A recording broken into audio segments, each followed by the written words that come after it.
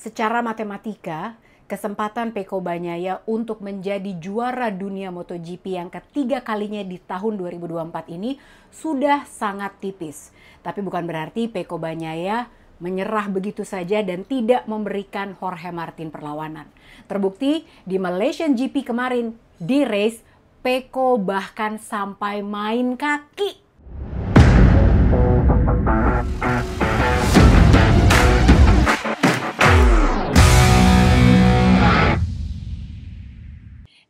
Hai!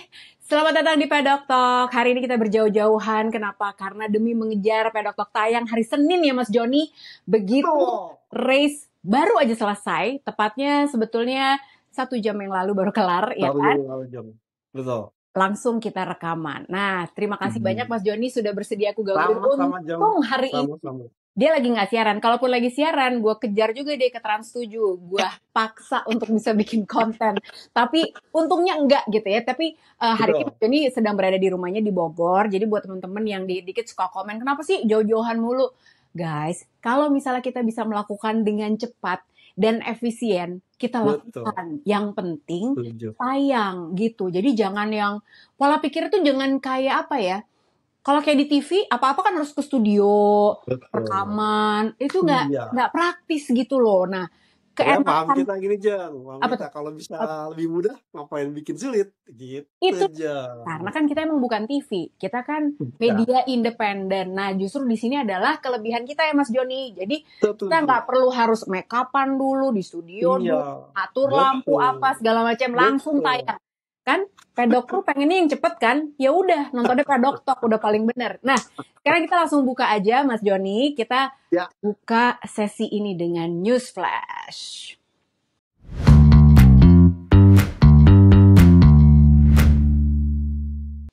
Di News Flash kali ini yang pertama kita mendapat kabar yang menggembirakan dari Fabio Di Giannantonio yang sudah melakukan operasi bahu kirinya.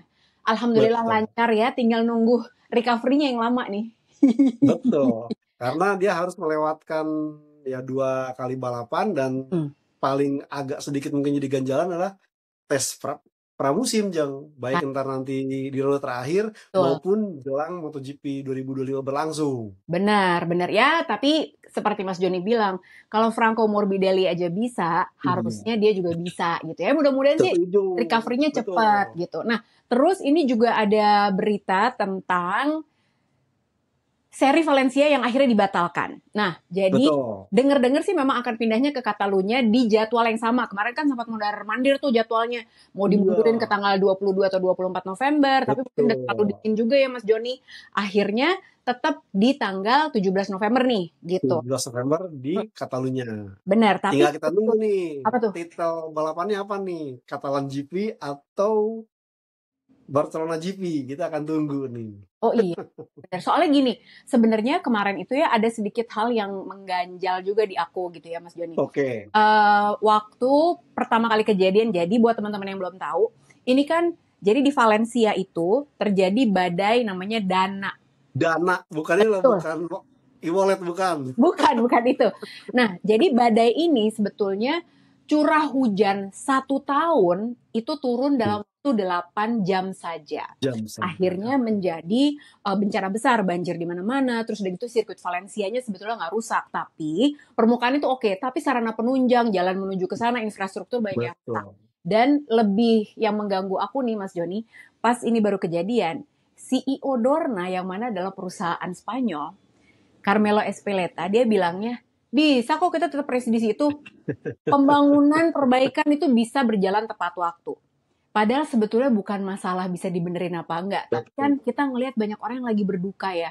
Ada 100 lebih orang dinyatakan meninggal dunia. Banyak yang kehilangan tempat tinggal. Bahkan Aspar itu tim yang memang berasal dari Valencia. Mereka mengadakan pengumpulan dana. Karena emang semenyedihkan itu. Nah, aku tuh yang aku bilang ngeganjel. Bisa ya perusahaan yang berasal dari Spanyol kok masih fokusnya ke situ gitu, ya kan Mas Joni, sampai akhirnya mendapatkan tekanan dari rider-rider juga gitu. Gimana kalau sebenarnya udah Jang, ujung-ujungnya duit atau women business. Karena kalau kita ingat balik ke Mandalika yang soal hosting fee bermasalah, kenapa kemudian tidak dicoret? Karena kalau kita tahu bahwa agenda Dorna atau MotoGP musim ini kan 22 ronde, Jeng. Betul. Itu plus minus, artinya ada quorum yang harus dipenuhi oleh Dorna, bekerja sama dengan hak siar televisi dan juga sponsor, itu yang terpenuhi harus 20 ronde, Jeng. Makanya kemudian ada 2 ronde yang gagal, yaitu India dan Kazakhstan, sampai bela-belain waktu itu Misano sebagai gantinya.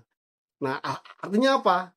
Ya kalau tidak ada kejadian yang di luar dugaan Valencia, itu udah mencapai quorum, Jeng, tidak masalah gitu. Bodoh amat, nah Indonesia bayar pay later soal hosting fee-nya. Nah, datanglah Valencia, ini masalah. Dan kita tahu Valencia ini kan emang udah digema-gemakan oleh Dorna sebagai ajang penentuan, ajang yang bakal menghadirkan juara dunia dan sudah jual tiket, Jeng. Makanya agak sedikit istilahnya emosional juga. Waduh, udah penutupan, udah jual banyak tempat, udah jual promosi, harus ada masalah. Makanya keluarlah statement itu, sampai akhirnya ya itu tadi yang mengubah pola pikir adalah ada gerakan boykot dari para pembalap yang melihat kondisi ini tidak memungkinkan. Bahkan sampai kemudian yaitu yang namanya Dorna tuh emang otaknya bisnis. Oke deh, nggak ke Valencia, tapi ada gantinya. Udah dipikir seperti itu, Jam. Sempat ke Aragon, ternyata Aragon juga ada kejadian banjir juga. Sampai kemudian rame katanya Qatar, dengan asumsi ya Qatar di daerahnya dekat-dekat Katulistiwa. Namun kemudian akhirnya dipilih Katalunya. Ini bukan terlepas dari Katalunya gimana atau gimana, Jang. Tetap karena faktor bisnis. Seandainya tiket yang sudah terjual di Valencia itu, kalau di Katalunya kan masih dekat, Jang, masih bisa, artinya diproses. Kalau sampai ke Qatar, saya yakin banyak yang batalin karena ya harus visa, harus apa, harus itu. Nah, dan ini yang menjadi istilahnya bahwa yang ditakutkan oleh Dorna adalah dia mengejar quorum 20 balapan digelar musim ini. Kalau sampai katakanlah miss, tidak sesuai quorum, dia harus membayar uang lebih besar, Jang.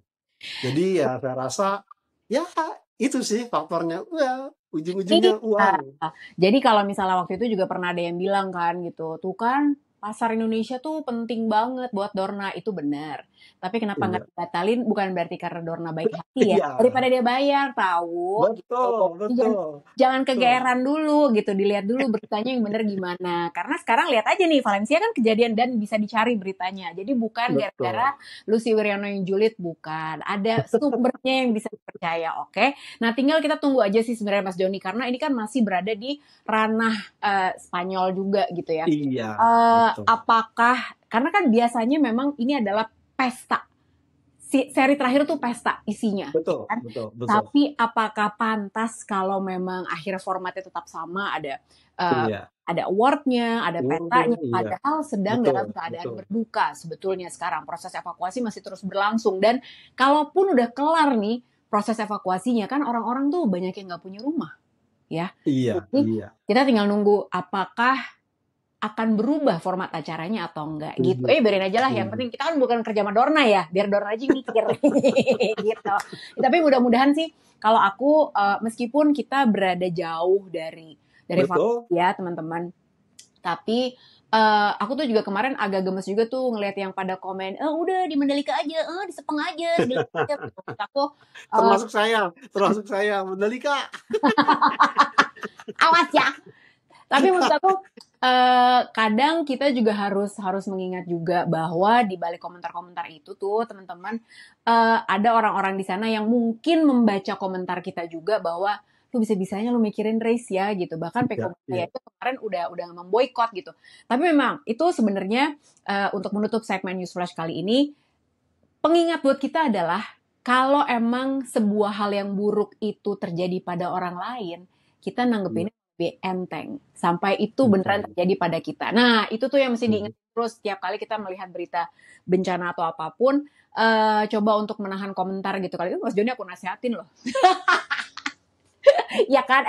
Kalau gitu sekarang kita lanjut aja ngomongin tentang yang terjadi di Sprint Malaysia GP.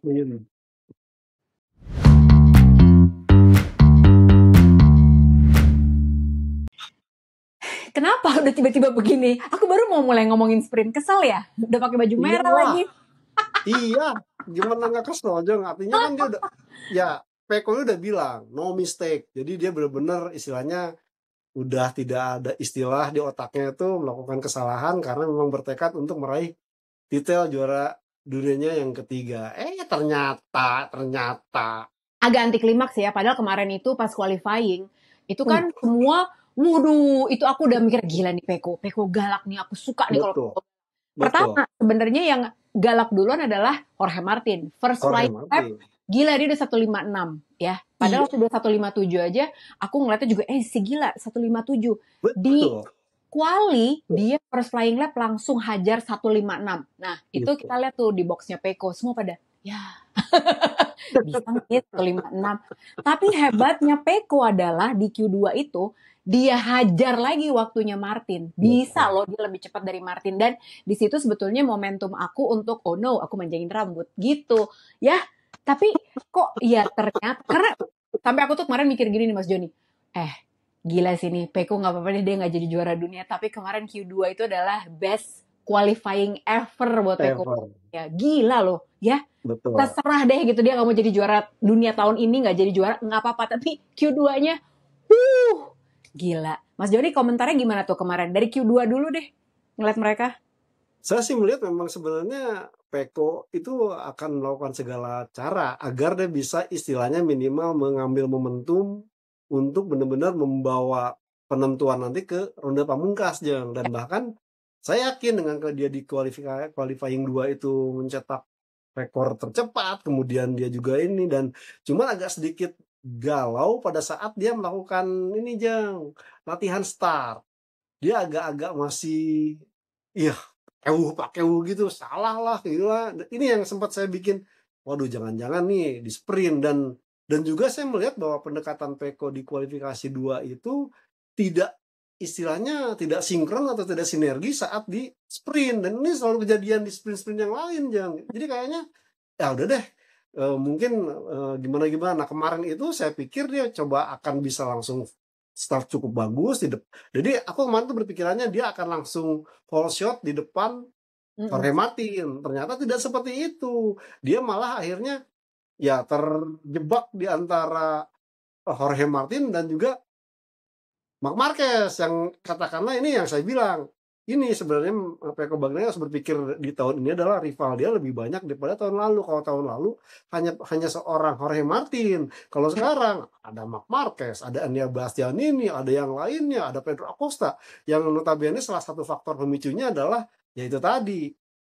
Saya sih bilangnya Mugello Gates saja yang perubahan kontrak Ducati akhirnya yang seharusnya Jorge Martin yang menjadi pembalap pabrikan malah tiba-tiba berubah semua. Ini yang menjadi pemicunya. Alhasil ya Peko seorang diri. Kalaupun tahun lalu sempat ngobrol juga tuh, sempat ada istilahnya masukan. Enggak, tahun lalu Peko agak sedikit diuntungkan karena ya alumnusnya itu bisa bantuin atau bisa hadang Martin. Nah, sekarang kan kayak Marco Bezzecchi bermasalah sendiri.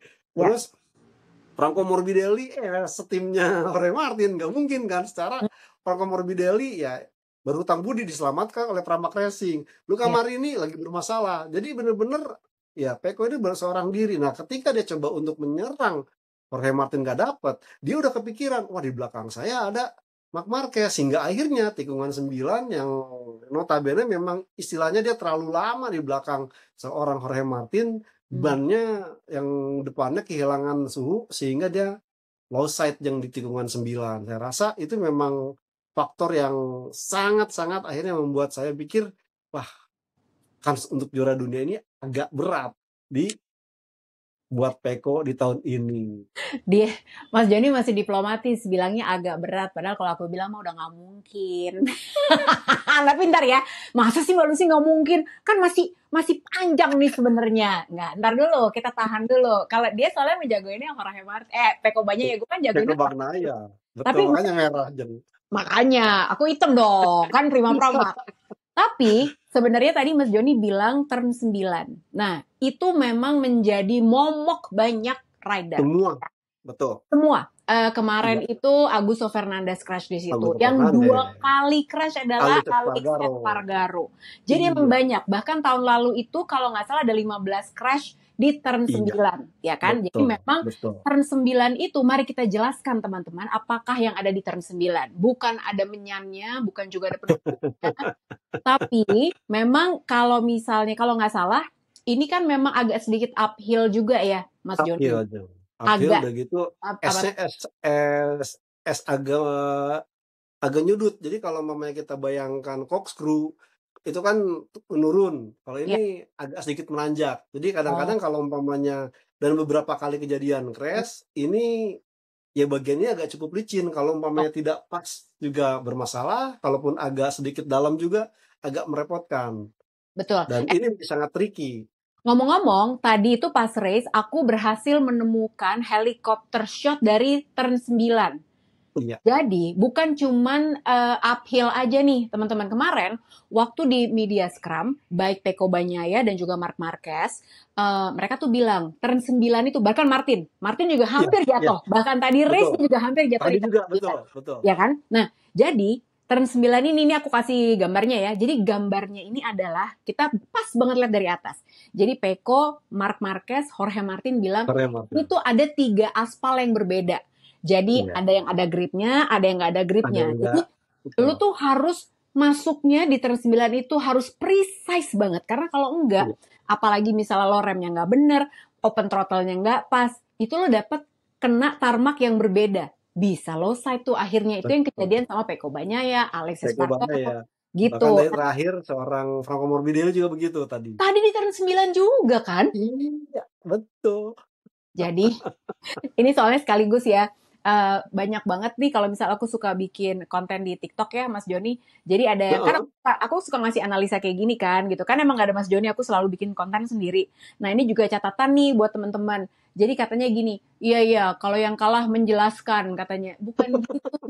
Elah. Katanya nanti ditanya turn 9 kenapa. Kalau Anda sudah tahu ya bagus, jangan ngatain yang menang-menang kalah ngejelasin gitu, kagak gitu kali. Emang dikasih tahu, ini yang ngomong juga bukan Pecco Bagnaia doang gitu. Oke. Nah, terus yang menarik juga sebetulnya dari sprint, termasuk dari qualifying tadi ya gitu Mas Joni, adalah Yamaha yang ternyata mereka ada di row ketiga, dua-duanya, bahkan langsung masuk. Iya, biasanya kan cuma Quartararo aja, tapi ini Alex Rins pun juga. Konon katanya mereka pakai mesin yang baru, meskipun kalau Yamaha katanya kalau Quartararo pilih mesin yang spek yang lama, tapi elektroniknya baru. Sementara Rins pakai mesin yang baru, tapi elektroniknya sama. Nah, ternyata memang signifikan juga ya, Mas Joni, improvementnya Yamaha ya? Ya paling tidak kan ini yang menjadi referensi dasar Yamaha saat mengembangkan tahun 2024 ini seperti apa. Artinya ketemu sirkuit Sepang lagi, yang notabene kan udah cukup ya hampir beberapa bulan ya, setidaknya ini menunjukkan bahwa Yamaha emang ada keinginan, ada niat untuk terus berkembang. Dan tadi sedikit ditambahkan, kenapa Quartararo tidak memakai mesin yang baru? Karena kemarin sempat cuacanya agak sedikit bermasalah, Jeng. Jadi untuk mesin yang itu Quartararo ngerasain, wah nggak bisa dijinakin pakai yang kemarin aja di ronde sebelumnya di Thailand, baru dia bisa melakukan hal itu. Dan akhirnya dibuktikan bahwa kerja keras Yamaha, ya bener seperti kita duga Jeng, bahwa Yamaha berusaha keras dan ternyata dia menjadi tim Jepang yang setidaknya mulai berangsur-angsur membaik ketimbang dengan Honda yang ternyata kan ya unik sih. Dia sudah mengubah berbagai macam aerodinamika, ternyata aerodinamika yang disukai oleh pembalap-pembalap adalah yang plek ketiplek seperti Ducati. Coba kalau dari awal seperti Ducati gitu loh, udah pasti bisa ngikutin jejak Yamaha, langsung lolos Q2, terus bisa mungkin meraih poin. Nah ini sibuk apa dulu, bahkan ya yang bikin jadi penasaran nanti nih, apakah dengan kehadiran Albesiano dan juga seorang Aleix Espargaro perangkatnya akan berbeda lagi. Ini ya yang salah satu yang patut ditunggu dari salah satu pabrikan Jepang, Honda ini. Benar. Tapi sebenarnya kalau Honda tuh fokusnya kemarin sempat menuju ke Johan Zarco karena dia luar biasa banget di Q1. Dia nembus tuh ke Q2 meskipun di sprint dia mengalami masalah teknikal gitu. Tapi kalau dibandingin sama Joan Mir sama Luca Marini, emang ternyata Johan Zarco tuh benar-benar menepati janjinya ya. Pokoknya gue kerja banget buat Honda deh gitu, dan emang kelihatan hasilnya gitu lah. Kemarin Pedro Acosta aja ketendang dari Q1 gara-gara Johan Zarco gitu kan. Nah, Betul. ini adalah podiumnya teman-teman. Ini adalah podium dari sprint.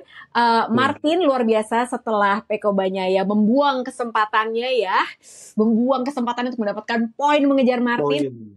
Ya udah, dialah yang menjadi juara. Kemudian ada Marquez mewariskan posisinya Martin, dia ada di P2 dengan Enea Bastianini. Yang kemarin manis juga sebetulnya, gesture yang sangat baik. Jadi sebelum sprint dimulai ada 1 minute of silence ya dari semua rider, semua keluarga besar dari MotoGP. Kemudian Martin setelah menang dia kayaknya benar-benar serius gitu ya, menyampaikan rasa simpatinya untuk orang-orang di Valencia. Bahkan dia menyumbangkan bonus menang sprintnya semuanya semua untuk Valencia katanya gitu. Dan wah, kayaknya gede tuh ya bonusnya, nggak disebutin Jeng ya? Loh, kan emang gosipnya gitu. Kalau Ducati gajinya kecil, tapi kalau bonus menang itu banyak. Jadi emang katanya nih, guys, ini spillan orang dalam katanya ya. Jadi kalau Ducati itu memang beda kan, kalau kita lihat Fabio Quartararo digaji fantastis tuh sama Yamaha, ya kan? Iya.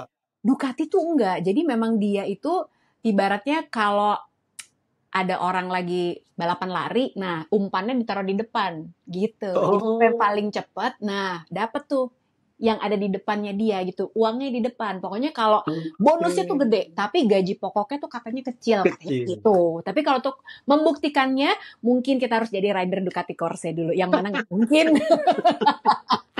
Nggak bisa lah, ya kan situ emang bisa juga, Mas Joni nggak bisa juga, ya kan? Betul. Nah, terus ada satu gesture lagi yang bahkan dilakukan sampai hari Minggu ini juga. Jadi semua yang ada di podium, baik juga dari semua kelas,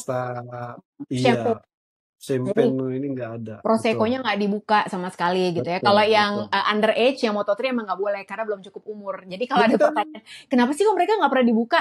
Itu memang mereka belum cukup umur, masih di bawah umur. Nggak boleh kalau di Eropa 21 tahun ke atas ya, Mas Joni.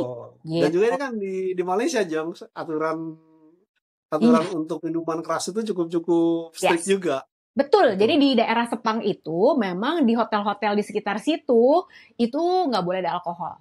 Gitu ya, itu nggak boleh sama sekali gitu. Terus ada juga yang aku pengen highlights adalah kembalinya Iannone, Mas Joni. Iannone tuh lumayan lah ya kan di FP1 oke lah gitu, masuk top 10 ya di FP1 ya. Iya, setuju. Ya kan di praktis dia nggak masuk top 10 ya, dia masuk. Benar. Nah, tapi yang menarik di sini adalah Iannone itu terakhir kali naik motor MotoGP 2015, ya kan? Iya. Dan terus, itu belum seperti sekarang lah, Jong, yang ada berbagai macam tombol ini, tombol itu, betul. Dia tuh sampai begitu kelar kemarin sprint ditanya kan, jadi gimana? Gila, gue nggak siap sih untuk motor secanggih ini. Emang enak, ya kan? Nah, di sini sebetulnya kita jadi bisa tahu ya bahwa sesulit itu dan secanggih itu motor prototype MotoGP. Makanya jangan suka ngatain rider. Orang ini Iannone udah jadi rider MotoGP udah lama aja. Absen sekian lama, teknologinya tuh advance banget gitu ya, Mas Joni. Betul, Jam. Dan satu hal lagi kan sempat rame tuh, Iannone bakal gantiin di Giannone itu sampai 2 ronde. Ternyata kan ditampik oleh Pablo Nieto. Nggak begitu. Mungkin yang sekarang iya. Cuma ronde terakhir ini kita bergantung kepada Ducati nih. Karena apa? Karena kan di ronde terakhir ini akan ada tes pramusim, Jang, di mana nanti motor baru yang akan digunakan. Nah, seandainya Andrea Iannone sementara dia sebagai partikelir dari Fabio Di Giannantonio, mungkin tidak memungkinkan. Dan makanya kemarin Pablo Nieto bilang, ya mungkin saat ini aja ya, kalau umpamanya Ducati atau dari pihak mungkin manajemen PR Prototype Racing Team bisa meyakinkan, ya mungkin go on. Sekaligus mungkin ya saya melihat jadi modal pembuktian juga buat seorang Iannone mungkin belajar atau menggali informasi terbaru dari motor MotoGP. Tapi gini, kalau misalnya yang berarti kan di Gia yang akan pakai GP25 nih ya, Mas Joni ya. Betul. Siapa dong berarti yang akan ya rider jadinya kalau enggak Michele Pirro lah ya. Iya, Michele Pirro paling inilah paling masuk akal. Karena kan posisi Michele Pirro ini bukan sebagai test rider yang ditugaskan Ducati pabrikan untuk wildcard, tetapi menjadi pembalap pengganti. Jadi untuk pembalap pengganti ini ntar prosesnya atau statusnya tidak mengambil jatah wildcard. Kan kalau kita lihat istilahnya Mikel Piro sebagai test rider Ducati, Udah nggak boleh. memang dia tidak boleh karena kan emang konsesinya seperti itu. Tapi kalau sebagai pembalap Ducati yang diminta oleh VR Fantasy Racing Team itu boleh, Jeng. Akhirnya nggak gabut lagi deh Michele Piro, kasihan. Lihat Betul. Instagramnya kalau dulu kan sibuk banget ya ngetes ini, ngetes Iya. itu, wildcard ini Iya. gitu kan. Sekarang dia Iya, banyak gabut, betul. banyak jadi pembicara dia. Ya habis gimana? Habis nggak Terlalu boleh. perkasa. Iya. Iya. Gara-gara Dan aturan baru jadi nggak gabut boleh. lagi tahun depan. Bener, gabut lagi deh. Nah, terus yang kita bisa highlight dari sprint kemarin juga adalah dari Enea Bastianini. Nah, memang dia podium sih gitu, tapi dia bilang, ini gue nggak tahu kenapa terakhir-terakhir gue kehilangan front and feel-nya dan nggak ada solusinya. Dia bilang gitu. Betul. Padahal sebetulnya Enea tuh ya emang lagi galak aja sih beberapa seri terakhir ya, 6-7 seri terakhir bahkan gitu ya, dia performanya tuh bagus banget. Nah, apa yang beda sih sebetulnya di sini Mas Joni dari Enea? Kenapa dia tiba-tiba tidak mendapatkan front end feel-nya? Yang biasanya itu adalah kelebihannya dia sebetulnya. Satu hal adalah ini tadi, Jeng, lagi-lagi yang mungkin ntar kebanyakan pedokru bilang, nyalahin ban mulu. Faktanya emang begitu, Jeng. Tahun ini kan ban untuk Sepang ini baru lagi. Ini hasil dari tes pada saat awal musim, dimana kalau pemain ban depan 3 itu berubah total. Dimana yang softnya ini diambil dari medium tahun lalu, yang hardnya jadi medium, nah dia bikin hard yang terbaru. Dengan asumsi, ya istilahnya pasang iming-iming takutnya ntar suhunya ekstrim. Nah, sementara untuk ban belakang tetap tidak berubah. Makanya kalau kita melihat pemilihan ban di Malaysia saat ini itu kebanyakan kok berani bannya soft dan medium. Ya karena soft yang depannya itu tahun lalu itu karakternya medium. Jadi udah pada kenal gitu. Cuman yang tadi dengan karakter motor yang ya katakanlah ya Bastian ini kan memang salah satu hal belum terlalu fit, dan bahkan kemarin di Sepang tahun lalu pun memang belum menemukan settingannya. Ketemu Sepang lagi dengan kondisi yang berbeda. Jadi benar-benar agak kebingungan data yang sudah dia dapatkan dengan kemudian yang dia jalankan di race weekend ini jauh berbeda aja. Makanya iya nih kayaknya ya senang-senang aja dapat podium, tapi kalau umpamanya jujur ini ya saya kurang puas karena tidak bisa nge-fight sampai ke depan. Itu yang menjadi problem Enea Bastianini. Jadi lagi-lagi ya Piero Tramaso nih mestinya yang benar-benar menjelaskan secara detail gitu loh. Benar-benar. Nah, terus sebelum kita tutup review tentang sprint ya, untuk Marc Marquez juga tuh sebetulnya kesulitan dari sepanjang hari Jumat gitu. Terus sampai kemarin tuh waktu abis sprint aja kan ada tuh ya di sosial media Peko bilang, motor lu pelan di sini ya Marquez. Motor aku pelan di sini gitu. Tapi kalau aku jadi Marquez sih yang penting gue nggak DNF. Motor I boleh pelan, tapi I nggak crash di tikungan 9. Tapi gini, yang menarik adalah sebetulnya memang Marquez tuh bilang ada 2 masalah sebetulnya ya ternyata Mas Joni ya. Yang pertama adalah setup-nya. Makanya Frankie Carchedi dan seluruh tim dari Grace ini melakukan sedikit perjudian mengganti dengan setup yang baru yang sebetulnya belum pernah dicoba di saat practice. Jadi sikat aja lah kita coba, dan ternyata berhasil. Mengantarkan dia sampai podium, terlepas dari ini podium hibah ya dari Peko banyak. Dan satu lagi ternyata masalahnya Marc Marquez adalah diwariskan dari dia patah humerusnya ya. Tahun 2020. Nah, itu kan yang mengawali semua rangkaian kisah sedih Marquez di atas Honda lah itu sebenarnya. Nah, jadi kita pernah bilang ya di salah satu episode Pedok Talk, Pedokru inget gak Mas Joni sama aku ngebahas tentang Marquez waktu itu masih di Honda, terus dia mau pindah ke Ducati. Betul. Nah, kan kita bilang ya, Marc Marquez tuh untuk bisa comeback lagi pasti butuh adjustment, karena namanya badan sekalinya ada tulang yang patah atau udah pernah dioperasi atau apapun itu tidak akan mungkin bisa berfungsi 100% seperti semula gitu ya. Ternyata ini ngaruh banget di dia ya Mas Joni ya. Ada tanggapan nggak soal ini? Ya saya melihat memang sirkuit Sepang ini kan memang demanding banget yang, dan bahkan kan Marc Marquez bilang ini emang kayak kryptonite-nya dia, sirkuit yang memang bau lah istilahnya buat dia. Dan kalau kita melihat kebanyakan kanannya Sepang ini benar-benar nuntut istilahnya otot sangat maksimal, yang makanya ya kalau umpamanya fisiknya tidak terlalu kuat atau tidak bisa long endurance ini bermasalah. Dan bahkan kalau kita lihat dari mulai ke kanan terus ke kiri, ke kanan lagi, ke kanan, ke kiri lagi, kebanyakan tuh benar-benar menuntut otot ke kanan tuh lebih banyak. Makanya ya kalau mamanya mungkin, saya nggak tahu sih kalau mamanya saya jadi Marc Marquez mungkin ya udah kalau kapan-kapan absen dah Sepang dari MotoGP gitu ganti ke yang lain gitu atau bikin lagi yang sirkuit baru yang kiri semua mungkin ini tidak akan menjadi hal yang buat Marc Marquez istilahnya tampil tidak bagus Jeng. Jadi saya rasa ya memang Sepang udah sirkuitnya menantang, kondisi Ya, cuacanya menurut karena fisik ya bener-bener agak menyulitkan buat seorang Marc Marquez yang memang problemnya adalah masih cedera di humerusnya ini kan belum diklaim sembuh 100% Jam. iya, bener. Tadi soalnya Mas Joni bilang ke kanan, ke kiri, ke kiri. Kayak goyang Kayak apa lagi tuh itu ya. namanya? Ada poco-poco. Iya, bukan poco-poco, ada apa Oh, goyang bukan ya? tahu. Apaan sih? Kata lah. Pokoknya itu biasanya bapak-bapak angkatan bersenjata tuh yang banyak yang Iya, berburu iya, polisi, iya. ya kan gitu. Oke, kalau gitu ini adalah podium sprintnya, kita udah ngomongin semua yang terjadi di sprint udah. Kita tarik nafas sebentar, Mas Joni boleh minum dulu karena abis ini kita ngomongin tentang race Malaysian GP yang fenomenal. Iya. Tapi 3 lap aja. Jangan kemana ya.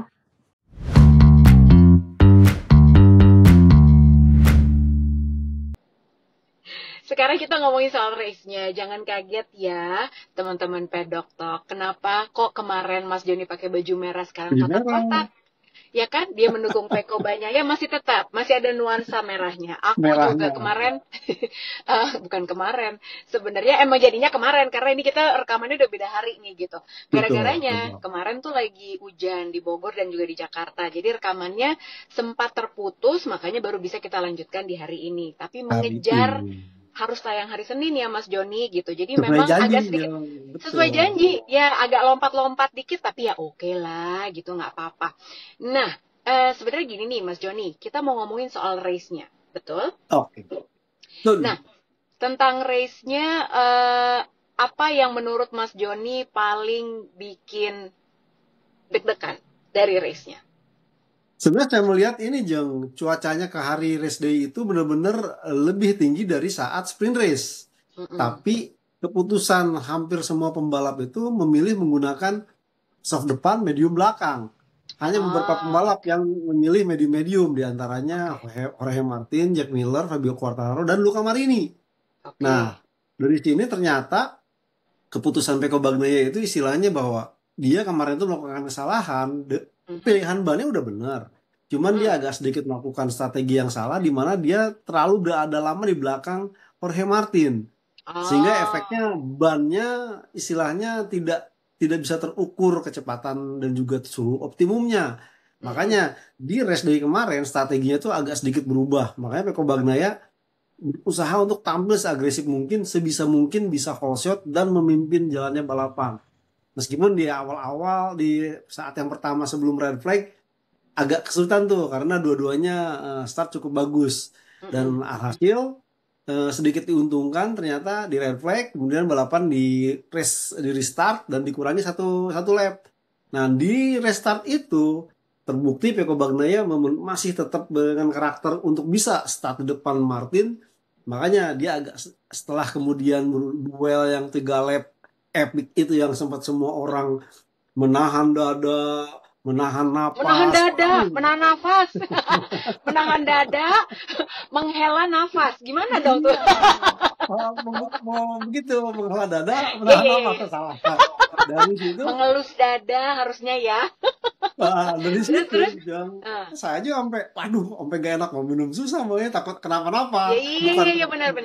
Pokoknya kalau mamanya istilahnya kalau sampai dua-duanya crash, tentu benefit ada di Jorge Martin. Cuma memang Pecco kalau udah pede itu seperti itu Jang.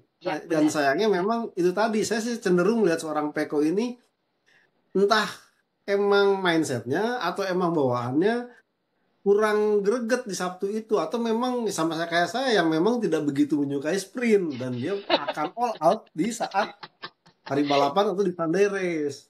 Tidak salah lah kalau dia disebut sebagai Mr. Sunday dan disitulah akhirnya dia menunjukkan 10 kali kemenangan loh. 10 kali kemenangan tuh spektakuler banget gitu sebetulnya. Betul, ya kan.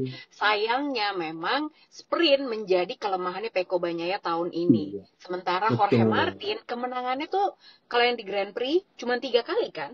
Tapi 3 kali sprintnya jam. banyak banget dan podiumnya 17 kali Betul. untuk Jorge Martin. Betul. Jadi memang konsistensi itu. Nah, Peko tuh memang itu ya, Mr. Sunday-nya itu yang mesti direvisi sebetulnya di tahun depan. Nah, Betul. tadi tuh juga sebenarnya sempat deg-degan juga karena waktu race baru pertama kali dimulai, red flag akibat ada insiden dari Miller, Binder dan juga Quartararo. Semuanya menahan nafas nih ya Mas Joni, literally beneran ini kenal Jack Miller, kepalanya itu sempat nyangkut di fender belakangnya Fabio Quartararo. Nah itu gue udah takut banget juga sih Mas Joni.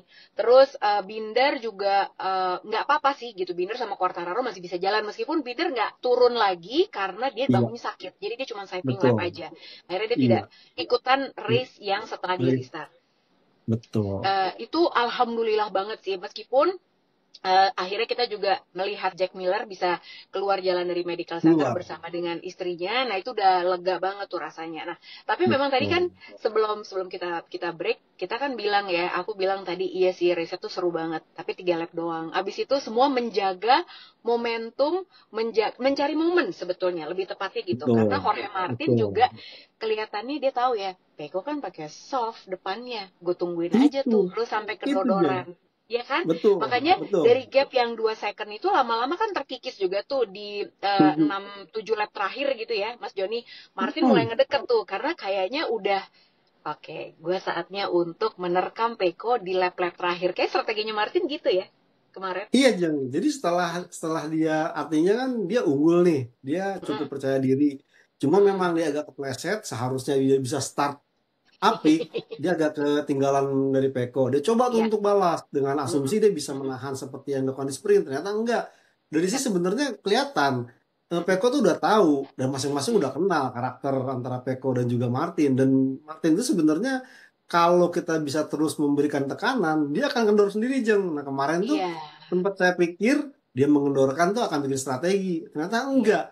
Peko pun ternyata istilahnya dengan kemarin memilih soft dan medium yang banyak orang katakan, wah ini gambling nih. Ternyata enggak, karena kemarin tuh suhunya cukup panas, sehingga asumsinya dengan suhu lebih panas dari sprint, tentu tidak lebih gaspol daripada sprint. Makanya kemarin tuh dikatakan oleh Piero Taramaso, ini kondisinya agak berbeda. Lebih tinggi suhunya di hari race day, artinya pembalap akan berusaha semaksimal mungkin menjaga tingkat kausan ban. Caranya gimana? Tidak terlalu memforsir tenaga mesinnya. Kalau sampai diforsir, itu banyak efeknya. Ban cepat aus, kemudian bensin cepat habis, dan juga tentunya ini akan kendor di lap-lap terakhir. Nah, Peko tidak seperti itu. Makanya dia istilahnya diurut untuk mengeluarkan tenaganya semaksimal mungkin, dan dia sudah tahu bagaimana caranya. Dan ini kan dia tunjukkan pada saat kualifikasi kemarin dengan kondisi soft medium, yang istilahnya dia rapi, tidak terlalu banyak melakukan istilahnya overpower atau juga membuat ban belakang cepat spin. Ini benar-benar mencetak lap yang terbaik. Nah, sialnya itu tidak berbuah manis di sprint race karena dia keburu bertahan di belakang Jorge Martin, Jang. Bener. Nah, tapi memang beda cerita waktu race hari Minggu. Jadi waktu hari Minggu, seperti yang tadi kita bilang ya, Jorge Martin tuh strategi adalah gue nungguin aja Peko sampai ban depannya habis. Emang sebenarnya ban depannya Peko tuh udah mulai oglek ya, kalau kita udah lihat pas masuk ke corner tuh udah mulai ngengong. Nah, di situ tuh udah menunggu momentum tuh Martin. Tapi kok ya dia dapat momentum juga di mana saudara-saudara turn 9. Itu lagi emang biang keroknya adalah di turn 9. Jadi bukan cuma Peko, untungnya juga Martin tuh nggak jatuh di situ ya gitu. Tapi dia udah sampai geleng-geleng kepala, udah Martin, bangun. Jangan error lu ya gitu kan. Tapi itu Jorge Martin ya. Itu adalah Jorge Martin 4.0 seperti katanya Gino Borsoy, di mana dia itu meskipun waktu di 3 lap awal dia juga fight abis-abisan dengan segala resikonya, dia tuh ngeladenin Peko gitu. Padahal Peko tuh pengen godain dia juga, ya udah gue sikat aja nih, karena Peko udah sampai kepada titik yang udah nggak rugi apa-apa nih Peko, ya kan sebenarnya gitu. Udah bener-bener ini harusnya cost-nya ada di Jorge Martin, bukan di Peko lagi. Ya kan, gitu. Nah, Mas Joni, sebenarnya aku juga pengen tanya, ini penting banget karena siapa tahu nanti ini jadi pancing-pancingan netizen gitu. Waktu di pas sebelum race-nya di restart, itu kan kita ngeliat kakinya Peko tuh dangling. ya kan? Betul. Kalau Betul. buat aku, ya itu memang salah satu strategi aja. Tapi sebenarnya Betul. gini, kalau aku tuh ngeliatnya gini, wah gila emang Peko seagresif itu. Tapi sampai istilahnya dalam tanda kutip main kaki gini, sebenarnya pas masuk ke corner satu itu dangling, nah kakinya dangling itu buat apa sih? Ngapain strateginya Peko kalau menurut Mas Joni? Sebenarnya ini ada dua hal sih, Jang. Memang Hmm, ini karakter bawaan karena dia iya, ngukur untuk bisa masuk tikungan. Kedua iya. juga memang ini strategi agar lawan tidak coba untuk masuk. Cuma kan Oh, problemnya adalah yang dia lawan nih Jorge Martin.